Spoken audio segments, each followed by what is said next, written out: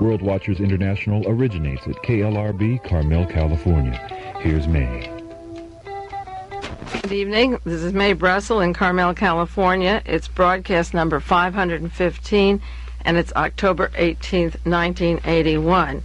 Happiness this evening was getting news over the media, the major media, that Andreas Papandreou won the election in Greece. I was hoping he would. It was a major comeback for him. At the time the Greek military junta took place in Greece, he was awakened at night with a knife at his throat, and he was put in a prison, and he went into exile in Canada and was able to come back to Greece when the junta was overthrown, and he won the election to be president of Greece today.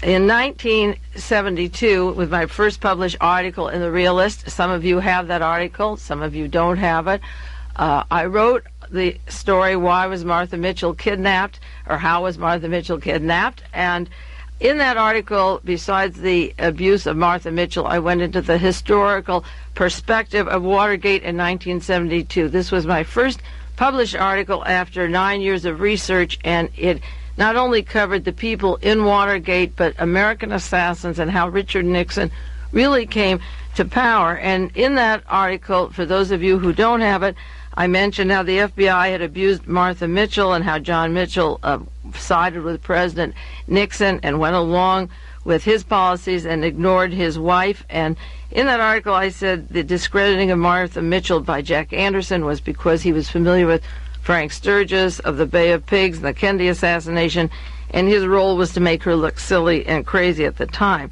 I also wrote then that the manner in which Martha was handled simply indicates how the fascist police agents are forced to treat any witness to their espionage acts. Part of the invisible government was visible to Martha Mitchell, and she panicked. She had to be a political prisoner because she was witness to dirty work.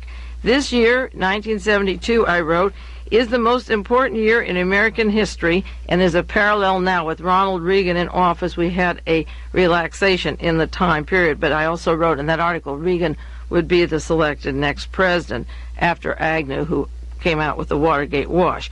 But I said in 1972 that was the most important year in American history because of provisions made to eliminate our Constitution, take away our democratic rights, and assemble a fascist dictatorship. A new cabinet had been designed by Roy Ash of Litton Industries that would trim away every department except defense, treasury, state, and justice. And of course, Ronald Reagan now is doing away with the energy and education. I wrote the same groups of people who put Adolf Hitler into power and revived fascism in Greece and other countries are determined to maintain power and control over other people's lives. This decisive year will determine if that power will be maintained by manipulating candidates, assassinating politicians, and creating situations where martial law will be necessary and possibly to cancel elections. Whenever a populist candidate appears to win an election which could bring economic or social improvements for the masses, that person will be removed. The CIA that killed President Kennedy and Robert Kennedy did a test case in Greece on canceling their elections. Andreas Papandreou, often compared with John Kennedy, appeared to have a good chance of winning Greek elections in 1967. The United States Army, the CIA, and the government agents helped replace the elections in Greece with a coup d'etat, and that was done under Litton Industries and Roy Ash as the cover for the coup d'etat. I wrote a fascist dictatorship then returned to Europe. This is in Greece, the first since World War II. The same CIA that helped fund the canceling of elections in Greece offered Richard Nixon the money he needed to become 1968 for the election to become a candidate if he would take political unknown Spiro Agnew as vice president. Now, the response to that article that came out in August of 72 was a letter from Andreas Papandreou in December of 72, and I believe several years ago, it was 1980 or so, I read this on the air, and I'll read it again tonight because this is the first letter from a foreign president that I've ever received, and I'm very proud of it. And I might say that no American senator or member of the House of Representatives or the state elected officials or public officials acknowledge the work or what I was saying in that article on Martha Mitchell, on the CIA, on political assassinations, and it had many items that are pertinent to the world today. In fact, most of that article is pertinent to today. But Andres Papandreou wrote to me December the 10th, 1972. He got a hold of my article published by Paul Krasner in The Realist, and he wrote, "Dear Mae Brussell, I'm overwhelmed by the amount of work you have done and the documentation you bring to support your thesis.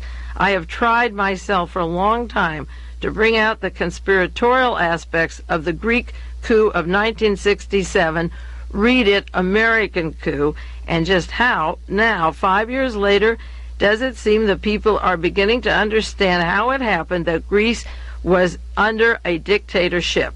Your work is tremendously important. You have understood the framework in which these events take place, but more than that, you have dug out the facts. I would like to continue to get your material, The Realist, and any publication of conspiracy newsletter. I'm enclosing $10 for that purpose. Yours in struggle, Andreas G. Papandreou," and this evening he is now president of Greece. What I would like to do is to raise some money, because I really don't have the funds myself.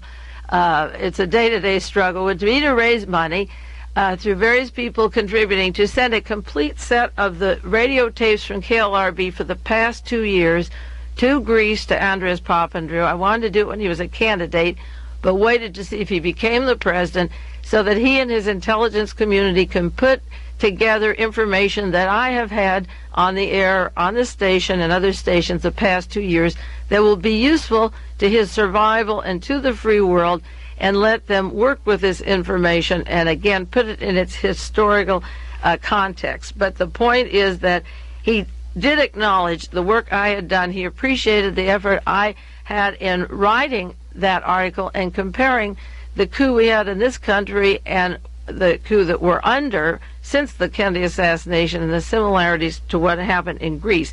Now, if he could overthrow the CIA and the military junta in Greece, we should be able to overthrow the CIA and the military junta in the United States.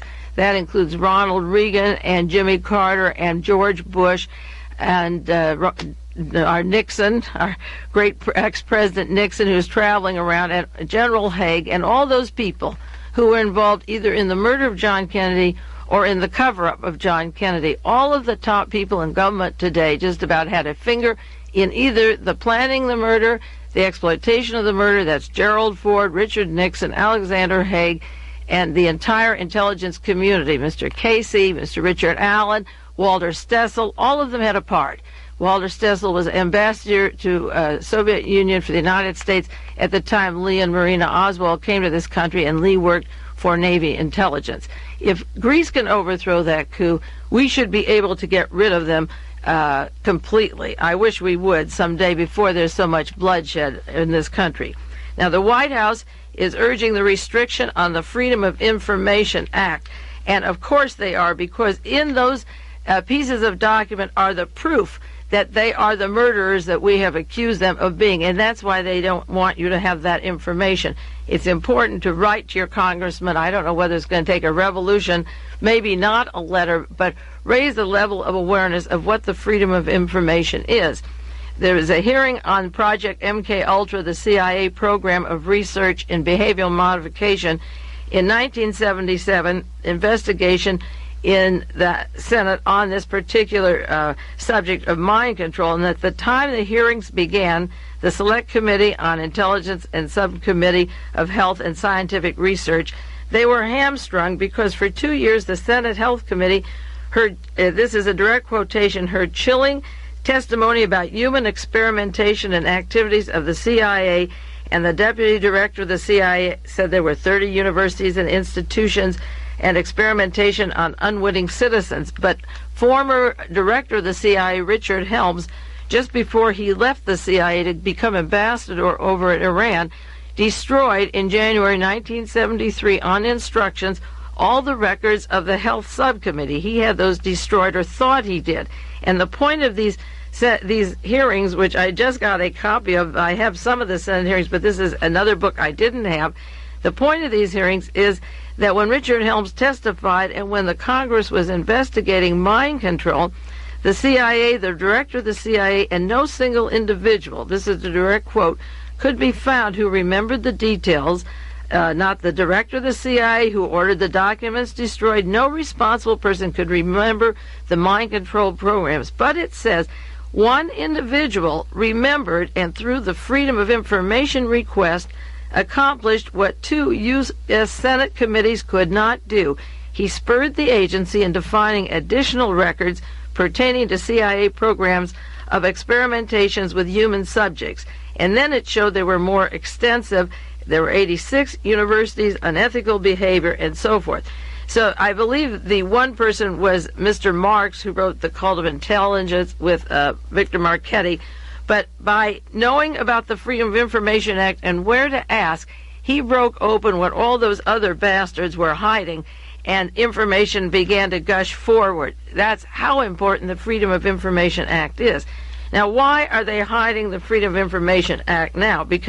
Mostly because almost all the people in office were behind the assassination teams and the connivery. And also another thing is that when they were investigating the mind control programs in 1977, they had already set up the lease of Jonestown for Jim Jones to begin his experimentations. And if they lock up these papers, you won't be able to get into the information of how Jonestown was set up by the CIA.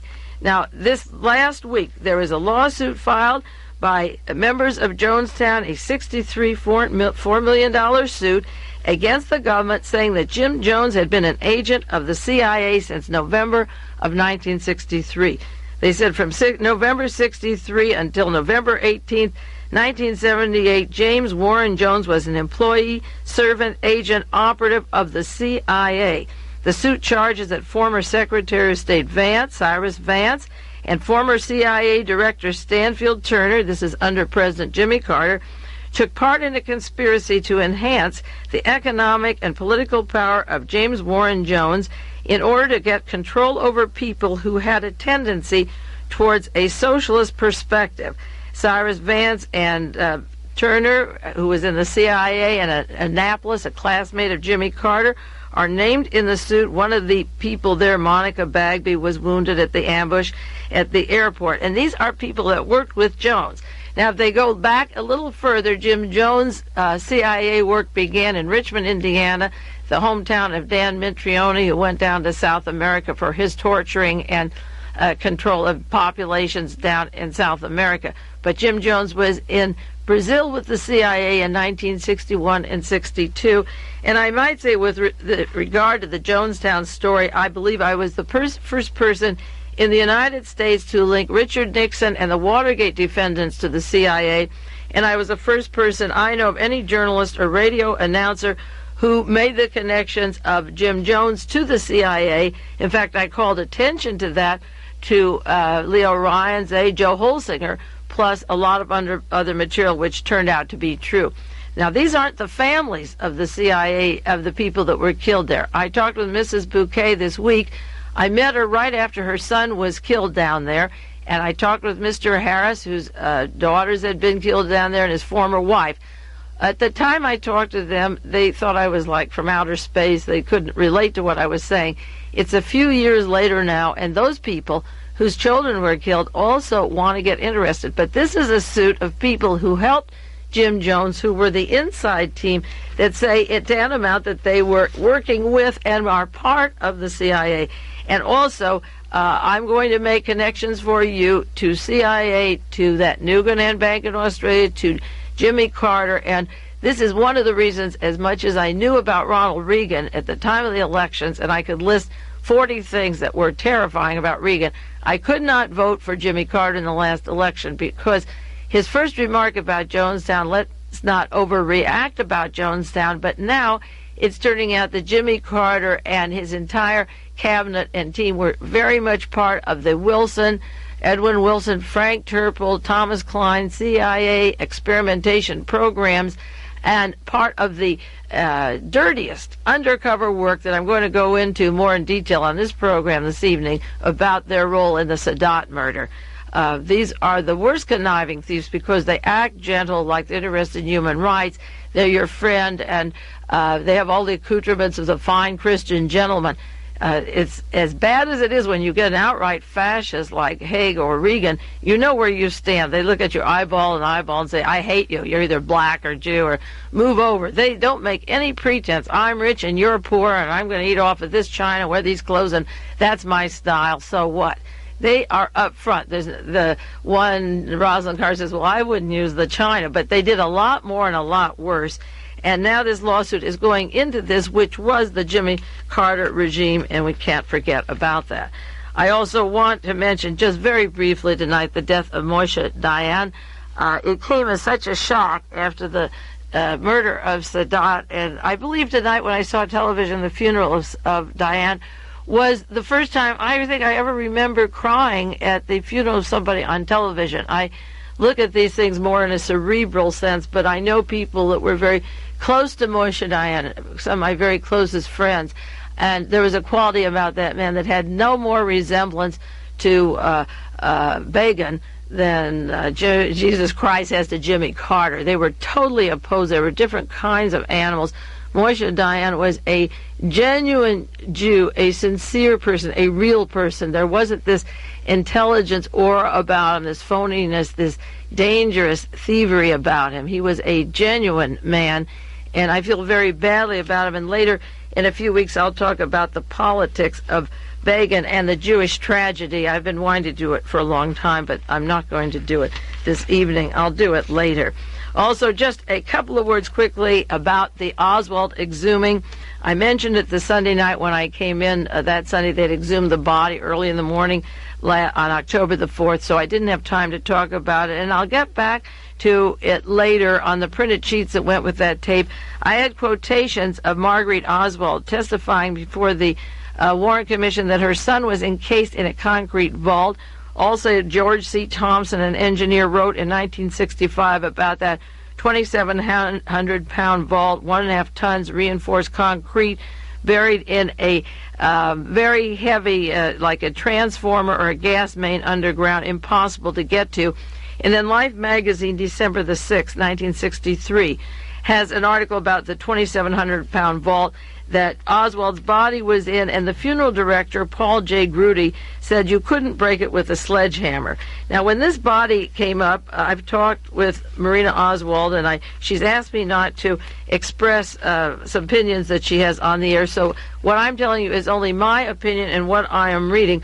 I don't believe that, I don't know whether that was Oswald's body in there or not, but I personally know that there's no way that was the coffin, that they had gotten in there some way before, whether they simulated the mastoid operation or something else on the body. I don't know what happened, but I know that there was no way that this coffin, when they raised it up, it only took several hours. There was no sledgehammer. The coffin had been cracked. Water had leaked in it. The skeleton, you could see through it, literally a peak breaking open. It wasn't in the condition it was buried in, and it isn't the last word on whether that body had been opened or tampered. There were orders to cremate it. There was a body in there, but there's a lot of trickery with the body. And in the Dallas Morning News, this is October the 5th, the same Paul J. Grody that gave quotations about the burial a long time ago said that he's the undertaker. He's the one who hermetically sealed the casket in 1963 in a 2,700-pound steel reinforced concrete vault. He said he would not comment after what he saw remained in the grave, but he says, I will have something to say, not right now. So that is not the last word, because he absolutely was there before, and he's not saying what he has to say. But I do have a picture of the casket of Lee Harvey Oswald in 1963 in a book, The Casket of Oswald as it disappears into a vault that is vandal-proof and will, according to experts, last 1,000 years. Now, they had to replace the casket because this one had completely torn apart and was cracked, etc. So that isn't the same piece of machinery. What he'll say later, I don't know, but it's not the same piece of machinery. But as I say, in time we'll find out. And one other item before I get on to the Sadat murder, because I want this to be part 2 of the Sadat murder. I have several other things I have to rush in to get before we continue on with that assassination. That is, I mentioned last week the selling of the Santa Fe International, that company in Los Angeles to Kuwait, that Gerald Ford is a member of the board. Now, they are investigating this. The San Francisco Examiner had an article, and the Wall Street Journal. The House of Representatives, and I might have mentioned it before, is probing into the bid for the oil drilling because the stock market closed at $22 a share on Monday, the 5th of October, the day before Sadat was murdered. And then the day that he was killed, the Tuesday that he was killed, the stock jumped up to it jumped to $51 a share instead of 22, so that the Kuwait Petroleum made a huge profit, and they're going to investigate in Congress. Now, the identical thing happened at the time John Kennedy was assassinated. It was described in a book, Were We Controlled, by Lincoln Lawrence, how certain people had to have advanced knowledge that John Kennedy was going to be murdered, and it was specifically the Bunge Corporation with their headquarters in Argentina, New Orleans, and New Jersey, the exact central places of the planning of the Kennedy assassination. And the commodities market was sold high, the market dropped, and $500 million was made that day. And the theme of the book was that this corporation had to know in advance because some people made a lot of money. Now, in the case of the Kuwait selling of this Kuwait buying the Santa Fe International, Gerald Ford is on the board and was pushing in advance. He was one of the people, according to the San Francisco Examiner, who was working with Security Exchange Commission Chairman Broderick Hills, who is unanimously in favor of it. And of course, that day after Sadat was killed, we began sending troops and arms and paraphernalia to the Middle East, so therefore the business involving the oil company would increase, and Gerald Ford is on the board of directors. I'll do more on that oil question later, but if you see articles, save it. And finally, before I get into the Sadat murder again for another time here, but not separate, this isn't separate from the story, is a murder that took place that is affecting us today. It took place in Greece of a CIA agent quite a while ago, a few years ago, by the name of Richard Welch. And right now, the CIA is trying to pass a law that we can't name. In fact, the Senate and the House agreed that we can't identify agents who were formerly or currently with the Central Intelligence Agency. And the excuse for that law is Philip Agee and Louis Wolff and the counter-spy mentioning this particular murder a while back and blaming this publication for the murder of Richard Welch. Now, Philip Agee has done a lot to expose some of the murderers and criminals behind the CIA because he said they had conducted so many military coups in overthrown countries that he left them and began to expose them. The Senate and the House have decided that they will prosecute because people, if they name agents from the past or present. And according to the New York Times, this October the 6th, that was the day that Sadat was murdered, they said under the version of the bill passed in the House of Representatives, if a reporter investigating the reported collaborations of two former agents, Frank Terpil and Edwin P. Wilson, with the government of Libya, if we were to learn that they were still working for the CIA, it would be a crime to report it. It would also be a crime to name current or recently employed agents or informers who might be involved. Now, I have been talking about Wilson and Terpil and Corcola for several years now, and they specifically said if we mention their names, that will become a crime, and that is how important those particular names are. And they based that upon Philip Agee's mentioning Richard Welch in a particular publication. Now, the House of Representatives passed this bill, and they said the legislation that was adopted was first suggested more than 5 years ago after CIA station chief in Athens, Richard Welch, was assassinated by gunmen who have never been caught. They never identified this magazine as specifically being linked to the death, but because Richard Welch was assassinated and this magazine run by Philip Agee had identified him as an agent, it became necessary in 1981 to pass this law that we cannot mention them if they are former CIA agents. Now, in going back to a story this week which broke with regard to Mr. Wilson and Terpil. And I ask you, who is afraid of George Corcola, Edwin Wilson, and Frank Terpil, and Thomas Cline? Going back to those names, I pulled out of my file an article from the Washington Post by Maxine Cheshire, which I've mentioned on this broadcast before, on the mysterious connection of John Ellsworth. He had a lot to do with the Egypt-Israeli peace treaty. He worked with the PLO. He worked with Arafat. He was at the peace signing treaty at the White House. John Ellsworth worked for the Secret Service, the FBI, the Drug Enforcement Agency, Organized Crime Strike Force, and so forth.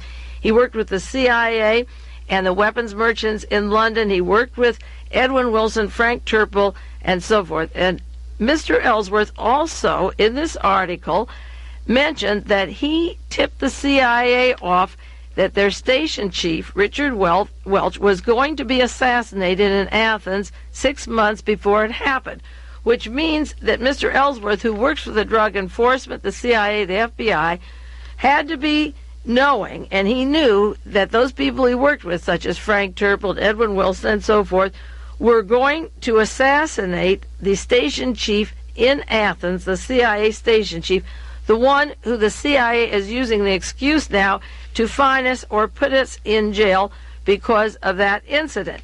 Well, this past week, as I was going through articles, new articles on the murder of Sadat, I came across an article, a very important story from the Manchester Guardian about Frank Terpil being stationed in Cyprus and in Greece and working for the CIA at the time that Richard Welch was shot. Now, the first idea that the CIA knew and was setting him up as excuse to get repressive laws on us, as I say, came December the 2nd, 1979 in the Washington Post, the Maxine Cheshire article.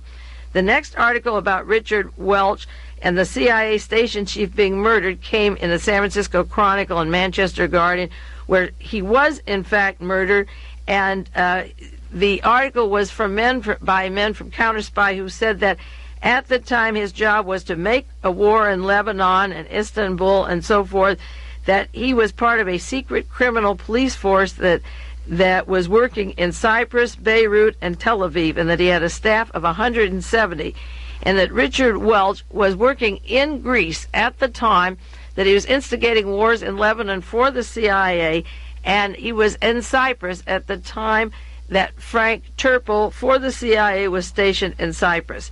The Washington Post this week, October the 10th, says that Frank Terpil from 1975 to 1976 was a CIA agent in active duty stationed on the Greek island near Cyprus, and he set up a CIA dummy front airline called Adco Airlines and used the name of Richard Ashcroft, president of Stanford Technology in Sunnyvale, California. Again, these assassination teams, the roots of them come back to the crazies and the funding in California. The Stanford Technology story is a complicated, large story that I'll be going with you on the air. It involves the Hewlett-Packard organization when Packard was the Secretary of Defense in Washington, D.C., but Frank Terpil was working with a dummy front from Palo Alto and Sunnyvale, California, when he was stationed in Greece at the time the CIA was killing Welch to blame Philip Agee and get these repressive laws that we're facing in 1981. Now, another article in the New York Times, October the 11th, this week, by Jeff Girth and Philip Taubman, says that Stanford Technology was run and started by an Iranian CIA agent named Albert Hakim. He controlled Stanford Technology.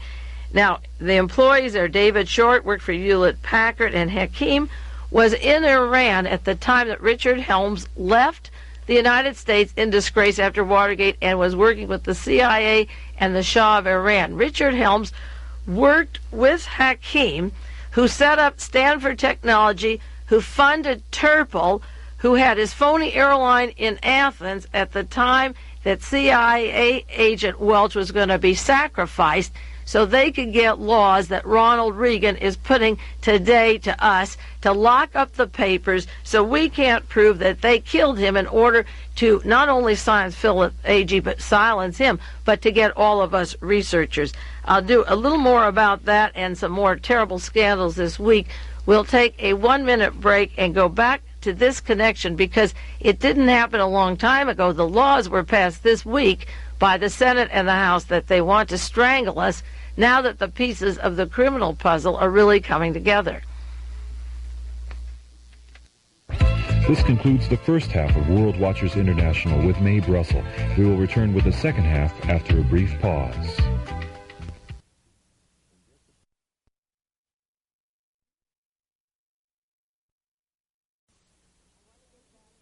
I want to get back once for a few more minutes to summarize the Richard Welch Freedom of Information Act prosecution of researchers, journalists today, because the CIA set up a killing.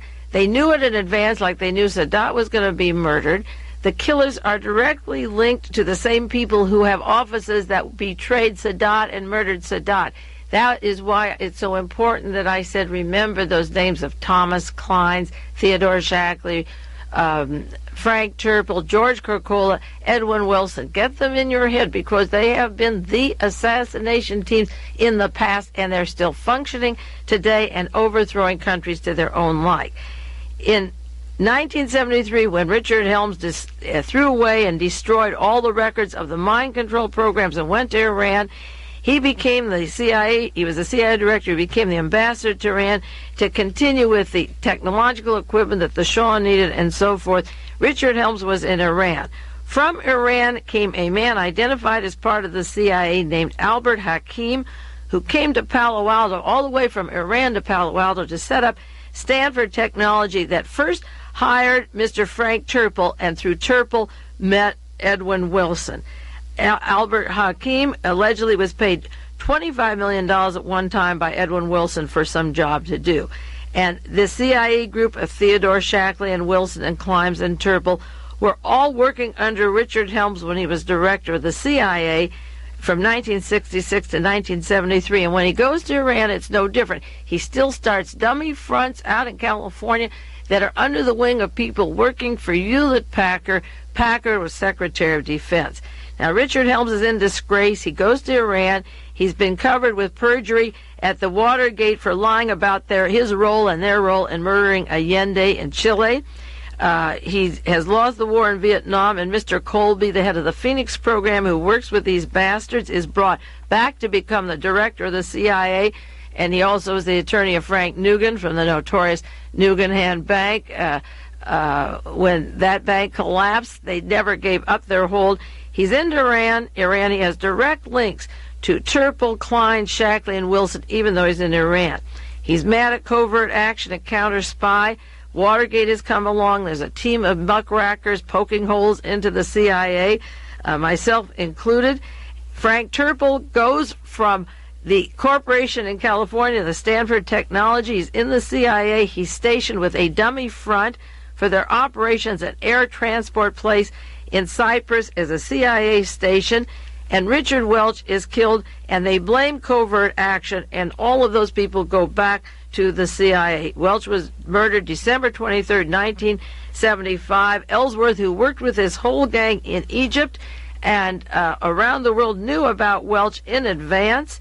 He worked with Richard Helms, and then the New York Times, a week after Welch was murdered, had an article by William Colby, then director of the CIA, because Richard Helms is in Iran, saying that he, along with President Ford, suggested that naming Mr. Welch in the Counter-Spy magazine was a factor contributing to his death, and they blamed the Fifth Estate, the published Counter-Spy, for the Welch murder. And I will tell you right now that whether they jail us or not, we will continue this investigation. This team have done these murders.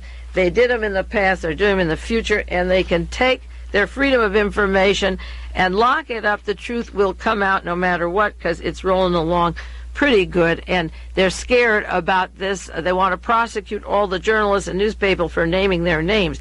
I mentioned last week that every time we want to say CIA, we can refer to the syndicate, the Nazi syndicate. There's no law against talking about Nazis. And if Reinhard Gehlen, the chief of Hitler's intelligence, formed the CIA, and he worked with organized crime with Lucky Luciano, Meyer Lansky, and Sam Giancana, and those people for their hit teams, refer to them as the syndicate. And a friend suggested today, if I can't talk about Frank Terpil on the air, I'll call him Sterpil. If I can't talk about Edwin Wilson, I'll call him Swilson. And if we can't call William Colby, we'll call him Scolby. We'll just add an S to their names, and you'll know who I'm talking about. And if you don't know, you can call me. Now, this last week, there were several articles by Jack Anderson that are about the most scandalous I have read in a long time, and I've read a lot. I brought in the outline of 4 articles I'd like to share with you, but there obviously won't be time. We'll take them one at a time and continue next week. The article that Jack Anderson had this week is called Egyptians in a Scandal. And this is the story. The scandal, he said, this is verbatim, of extraordinary proportions, involves Egypt's highest leaders and the CIA and Pentagon officials who made a backroom deal that gave a Palestinian company exclusive multi-million-dollar contract to ship arms to Egypt. What he said was that corrupt Egyptian officials at the time of the peace accords between Begin and Sadat made a deal and pressured the government, the CIA and Pentagon, pressured a particular route that the arms to Anwar Sadat would go to. And Jack Anderson, who doesn't use these words very often, said it is rare when corruption can be traced to the highest levels of government. The trails of evidence in the Egyptian arms deal point to 2 of the most powerful men in Egypt today who stood at either side of Sadat when he was assassinated, and they are now in control of the country. What he didn't mention, he was so shocked, is that Richard Nixon was in Dallas the day that Kennedy was killed, and LBJ was in the car behind him, and Gerald Ford was on the Warren Commission, and President Carter was also covering up the House Select Committee on the Kennedy and King murders. And Ford is making profits now off of the Kuwait deals, and Billy Carter's linked to Vesco, Terpil, and the assassination teams. I've seen scandals of corruption, the highest levels of government in this country, but let's get back to that. Now, this involves Hosni Mubarak, the now president of Egypt, and the defense minister Abu Ghazala. Either one of those men was sitting to the right and left of Sadat when he was murdered. Sadat got 28 bullets in his heart and body at a range from 2 to 10 feet, and this has all been documented, and they just brushed it off and went on to become the heads of the Egyptian government today.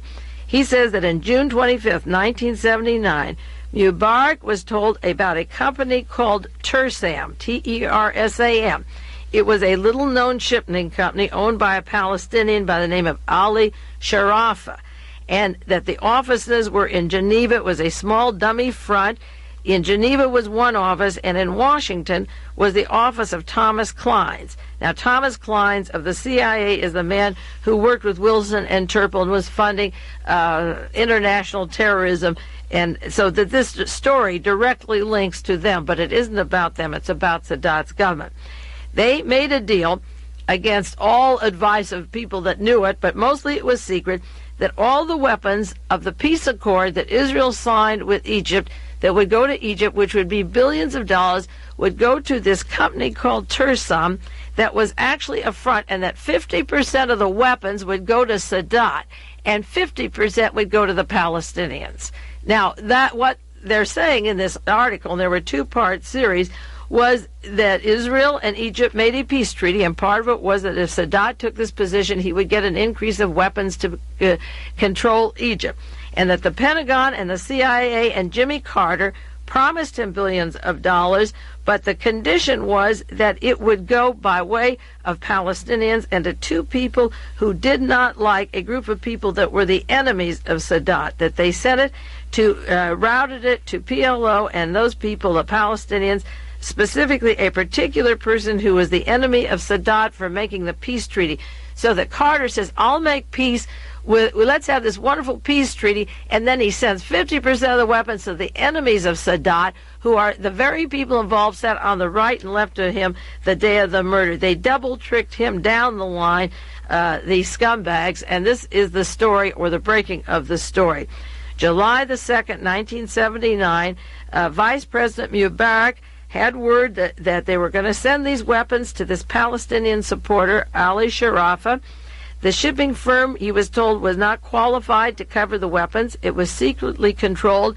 It was controlled by a Palestinian front linked to the United Arab Emirates, and it was a hotbed of anti-Sadat Palestinian supporters. So that one reason the Palestinians sat back and let Sadat sign a peace treaty with Israel was that they would begin to get weapons under the table to take over Egypt away from Sadat, but they would be sent by those people, those scumbags that were sitting on the plane before the man's body was even cold, who were giving speeches about the PLO, who were on the radio wanting to shake the hands of the man who killed him. The Jack Anderson article says the case involved Mubarak's brother-in-law, that's the now president of Egypt, his brother-in-law, General Munir Sabet, that he arranged that these weapons would be sent to the Palestinian groups, the brother-in-law. Mubarak knew about this and he did nothing. He didn't rescind the contract. This is Jack Anderson. He didn't hinder the execution. And there is no evidence that Sabet, the brother-in-law of Mubarak, the partner with Jimmy Carter in the Egyptian peace deal, ever told any Egyptian intelligence official. But the CIA and the Pentagon were shipping weapons to Sadat's enemies, and this was kept from Sadat. Now, in Washington, D.C., the headquarters of Hosni Mubarak's brother-in-law, his General Munir Sabet, is now chief of military procurement for Egypt. He made the money for sending these weapons, and he lives in Washington, D.C. 2 years ago, he was assistant military attaché in Washington, D.C., involved in the TERSAM deal up to his ears. That's Jack Anderson. June 14, 1970, Sabet confirmed that TERSAM, the company in Switzerland and in the Washington, D.C. office run by Thomas Cline's, and that's Wilson and Terpil's offices, again, the front. This Thomas Cline's working close with Terpil, Wilson, and Coca-Cola, had been awarded the shipping contract in secret for weapons going to Sadat. Now, how far did the TERSAM scandal go, Jack Anderson asked. General Munir Sabet, the brother-in-law of Mubarak, was an assistant. He was in Washington, D.C., and at the time of Sadat's murder last week, General Abu Ghazala, the defense minister of Egypt, who set up the shipments, was the man sitting next to Sadat when he was murdered, along with Mubarak. On one side was Mubarak, whose brother-in-law made the deal with the CIA to ship the weapons to the Palestinians, while Sadat got half, and they were going to the enemies of Sadat. Mubarak sat on one side and became the president, and Ghazala, who was deeply involved in the TERSAM deal, sending weapons to the PLO and getting ready to, eventually they killed Sadat, he was the man sitting to the left of Sadat the day he was murdered. In April 2nd, 1979, Jack Anderson said they have memos from the Pentagon saying the appropriate officials of the Egyptian Minister of Defense, those are the biggies, the defense manager is Ghazala, have appointed TERSAM. The man is Ali El-Shafara, and he works with CIA covert agent Thomas Cline, who was deputy of covert operations in the CIA. They became the exclusive agent for all military imports from the United States to Egypt. Jack Anderson wrote, it is a little-known company. They're little-known individuals. Their offices are in Geneva and Washington. The Washington office is run by the Central Intelligence Agency. They were directly linked to the PLO. They were directly linked to the assassination teams, and they got the exclusive shipment. Anderson wrote that in Washington, D.C., Defense Minister Ghazala, the one sitting next to Sadat, and General Munir Sabet were in charge of the procurement of these weapons. They met at an Army-Navy country club in June 14th of 1970, and they sent the contracts for TERSAM and the lucrative shipping arrangements. Then some person got word at a higher level that this was going on, so they bribed them with a subcontract at this particular country club. They met them at the Army-Navy country club and bribed them that if they kept quiet about TERSAM, which was a Palestinian organization front, dummy front in Switzerland with the CIA offices in Washington, that this person kept quiet. They would get a subcontract and they paid them off. Now, the Egyptians were worried that there would be word of their behind the scenes with the Palestinians, with Sadat's enemies, and they would be known in Egypt.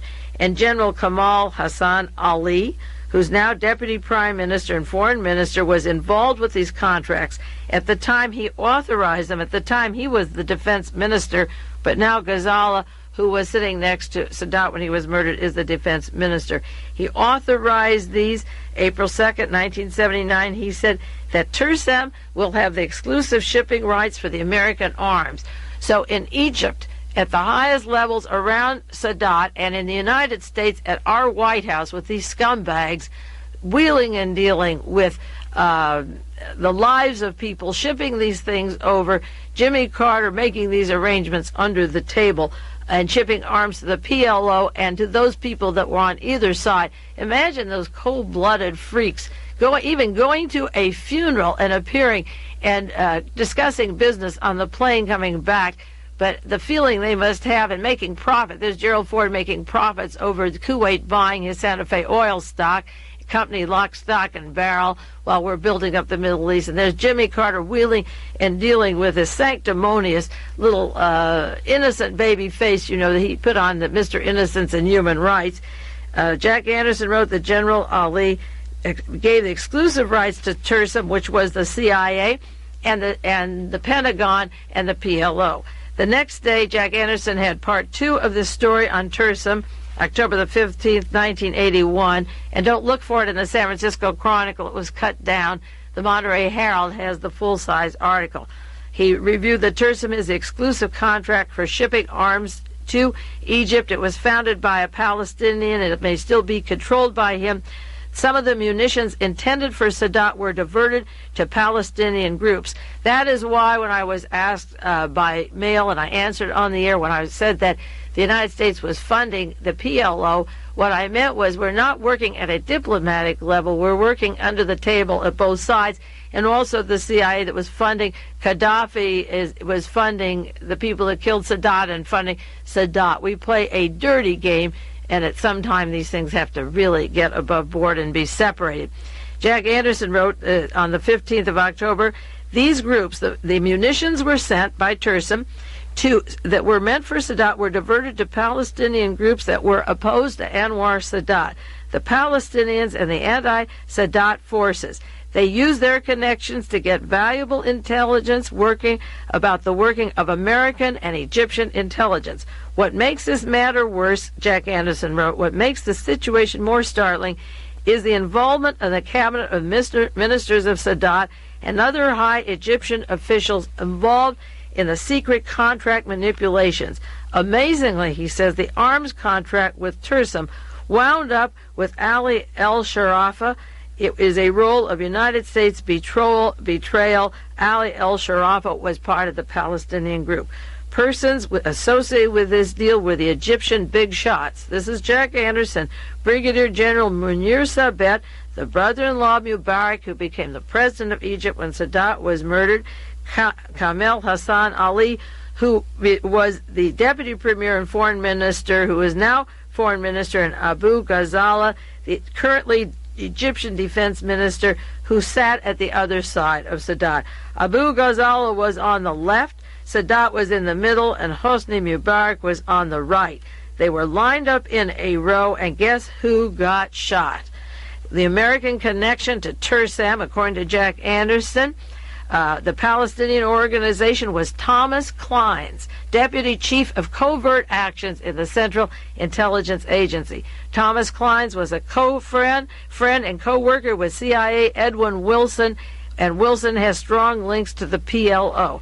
This is Jack Anderson this week giving these revelations because, again, it was Edwin Wilson who was working for a company, a Stanford Technology in California, with direct links to Hewlett-Packard, the multi-billion-dollar defense contractor with strong tentacles to the Reagan administration, to the Carter administration, and Ford going back, the Pentagon administration. They hired Terpil, who worked for the CIA located in Greece and other places who associated with Edwin Wilson. And Edwin Wilson was no slack. One night soon I'll do just an entire program on maybe Edwin Wilson, or a half hour on Wilson and some of these names. It was Edwin Wilson who was behind the scenes to get the arms shipping contract for TERSAM, the Palestinian firm. Now, this is Jack Anderson. He is saying Edwin Wilson from the United States set up Thomas Cline, who was deputy chief of covert actions in the CIA, to get the contract for these firms. So the CIA, again, headed and started by Reinhard Gehlen, Hitler's chief of intelligence, had a group of operatives, such as Wilson, Terpil, Corcola, that funded Carlos, the jackal that have been assassinating and doing terror all over the world, working for Amin. And what they've done is set up a network that looked like the left, the terror network, and actually is coming from the CIA. But to get back to the Jack Anderson article, the American connection to TERSAM, the Palestinian organization of weapons and technology that was meant for Egypt, that went to the PLO, half of it, was Thomas Cline's deputy chief of covert operations in the CIA, with his offices in Washington, D.C., and Thomas Cline's was a friend and co-worker of Edwin Wilson with links to the PLO. You see, Wilson can arm Gaddafi, he can arm Amin, he can arm Egypt, and Sadat, he arms the PLO, and the IRA also, and I'll mention that briefly. There are links to that. It was Edwin Wilson who was behind the scenes for the contract to TERSAM. This is quite a gang. They go all the way out to a lot of murders, and then on down the line to the Allende murder, the Letelier murder, and a whole list of domestic and international murders a mile long. Some of those murders are well written in the book by Donald Freed on Death on Embassy Road. Jack Anderson said the Pentagon, the CIA, and the military industry described the arms deal after the Camp David Accords as being the most suspicious they've ever seen. Can you imagine? The Camp David Accord was signed in March 1979. The provision was to send American arms to Egypt, billions of dollars. Legitimate American companies and Egyptian people went about the contracts and got estimates for the deal. They were all pushed out. They thought that they could compete in selling these weapons to Sadat, but in April 1979 they got suspicious, Anderson wrote, because the contract had already been signed to TERSAM and nobody knew about the company. At the time, TERSAM was a little office in Geneva and Washington. It had no experience in shipping. It was a dummy front for funding the PLO. Hussein Salem, an Egyptian intelligence man, was the front for the office from Egypt. Thomas Cline's CIA covert deputy chief was the Washington connection, and the silent partner was Ali Sharafa in this. Ali Sharafa put up the money to get the dummy office going, but of course when the shipping started there was a lot of money. Jack Anderson asked, how did TERSAM or Sharafa get these huge contracts, billions of dollars to be shipped, and where they went? There was pressure from the United States, from the Pentagon, from the CIA, and also from the people inside Egypt who were against Sadat. They would gain from his death in dealing with the United States and the Pentagon. Egyptian sources said, and this is the Jack Anderson article, the Pentagon, the CIA, forced the TERSAM contract, but also friends of Thomas Cline's of the covert operations in the CIA said the Egyptians pressed for TERSAM.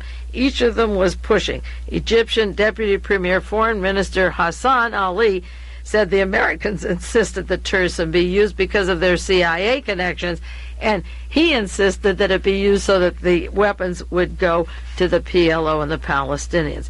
The Pentagon claimed they didn't know about TERSAM's background. Can you imagine having a peace accord and not knowing where the weapons are going? They claimed they didn't know where they were going, but it's impossible because the CIA was up to their ears, and it was a scandalous story that Jack Anderson broke about these operations. I hope you follow more of it and keep following it. I have some more on this subject for weeks to come on these scandalous operations. Just before Sadat was murdered, there was an article, Richard Reeves, a syndicated column, on how Ronald Reagan kind of serves his presidency alone. And he said it's a shame that people like Richard Nixon, Gerald Ford, and Jimmy Carter can't be used. But he said nobody really has any use for them. And the minute Sadat was murdered, he resurrects Ford, Nixon, and Carter, and he's put to use to selling the AWACS. Now, there's an article in the San Francisco Examiner pertinent to the Jack Anderson stories, an interview with ex-Prime Minister from Israel, Yitzhak Rabin. And he was in San Francisco. Evidently, he missed the funeral of Sadat, but he was over here at that time. And he said that 2 months before Sadat was murdered, he had resumed his peace talks with Israel, and the Reagan administration was caught by surprise. He said that they didn't take an active role in it. They weren't giving it any priority. And that's Alexander Haig and Caspar Weinberger, who want that war in the Middle East, who want to push the weapons, who don't want peace. Anwar Sadat was resuming his peace with Israel. And he went on to say, Rabin said, I believe that the Reagan administration pressured Jimmy Carter to help push the sale of AWACS to Saudi Arabia by suggesting that his administration might reveal hitherto unreleased information on Carter's dealing with the Arabs and participants at those meetings. What he said was that Jimmy Carter was pressured to push the AWACS sale at this time because he was being blackmailed for the role he took in the past. And it certainly seems obvious by the Jack Anderson exposés that that's exactly what went on. He said Carter had voided the Camp David peace treaty when he himself helped negotiate by pushing the sale of AWACS to Saudi Arabia, because he said it is counter to what he opposed. Saudi Arabia had opposed the Peace David Accords. The part of the Camp David Accords Saudi Arabia was against, and now he was negating it as soon as Sadat was dead and going with Saudi Arabia. And of course, from all of this, we have to gather that Jimmy Carter was with Saudi Arabia all along. He went on to say the PLO leader, Yasser Arafat, wanted to shake the hands of the man who killed Sadat last week, but the two presidents didn't even wait until they came back from the funeral to encourage the extremists. With Mubarak as number 2 man in this country, you support your boss as vice president 120%. A clever number 2 man keeps his real thoughts to himself. He has no trust, evidently, in Mubarak. But what Rabin was talking about was that evidently Israeli intelligence had wind of the betrayal that Jimmy Carter had made at the time of the Camp David Accords and the celebrations in Egypt and in Washington and the signing of those papers. The San Francisco paper this morning had an article how Jimmy Carter tried to set up secret talks with the PLO in 1977. He was not only talking to them, but he was sending weapons, and before the fellow was hardly buried, he was praising the people who he would deal with next, who had been responsible for celebrating the funeral, and these men were just sitting on the plane calling a press conference and lauding over the fact that now we must deal with the other people, not when it turns out they were dealing all along with them. Mary McRory didn't miss this behavior on the plane. She has a syndicated column. She said the immediate use of the assassination of Sadat was to sell the AWACS. The Secretary of State took the opportunity the morning of the tragedy to say that delaying the sale would make a mockery of Sadat.